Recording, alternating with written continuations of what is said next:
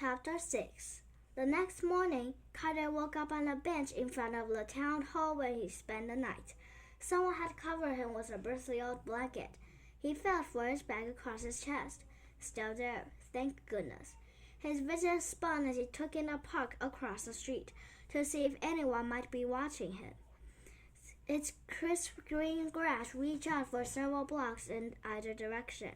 A grand-looking white gazebo stood directly in the center of the lawn. Quaint, colorful buildings lined the streets, surrounded the park. Whimsical wooden signs hung over doors to shops that weren't yet open.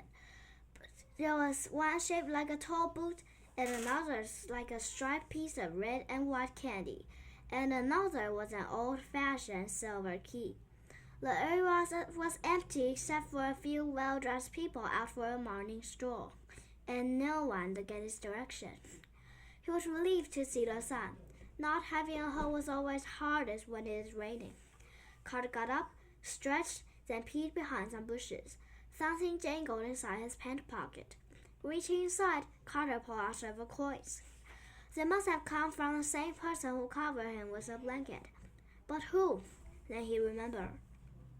The circus crew. They probably followed him and were trying to convince him to join them. Unsure of who gave him the blanket, Carter folded it and stashed it beneath the bench in case he needed it again that night. He was about to throw away the bee-shaped pretzel from the previous night, but then he saw a better of it and tore it into pieces, sharing most of it with a crowd of pigeons before he taking a few bites for himself. At least some good came out of that horrible man. Without Uncle Sly making a daily decisions, Carter wasn't sure what to do next. He could choose his own fate. Should he leave the town or stay? He had no idea. Should he join Boswell's crying circus? Absolutely not. Should he search for Mr. Vernon? Where would he start? He took Vernon's ace card out of his sleeves and flipped it over in his hand. It was an ordinary card, but examining closer, he noticed the tiniest crease. He held it up to the sunlight. Sure enough, there is an almost invisible fall down the center. He opened the crease and found that the ace of spades became a jack of diamonds. Except the image of the jack was holding a business card in his hand with an address on it. 1313 Main Street. Whoa, Carter whispered. A warm feeling rose in his chest. It was an unfamiliar sensation. It made him feel awkward and vulnerable, so he tried to push it down. Perhaps Mr. Vernon would turn out to be a nice guy, but he could just as easily turn out as bad as Boswell or his uncle. Either way, Carter won't get his hopes up.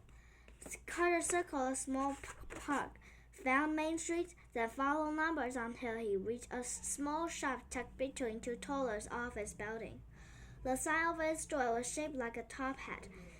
The hand-painted letters on the glass window read, Vernon's Magic Shop, Purveyors of the Impossible.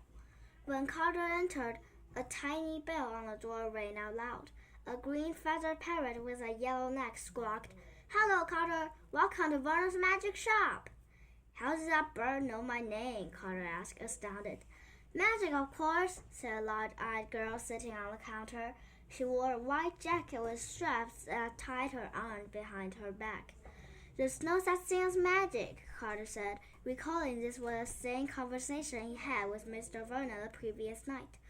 But as he looked around the shop, he felt something hopeful stir inside. The two-story shop walls were covered floor to ceiling with bookshelves and autographed black and white photographs of famous magicians. Every surface was cluttered with magical items of every sort. Crystal balls, deck of cards, top hats, wand caves, and even a human skull. A wooden staircase curved up toward a small balcony. Where there sat a small wooden table and two leather chairs. The table was empty except for a chessboard, mid-game.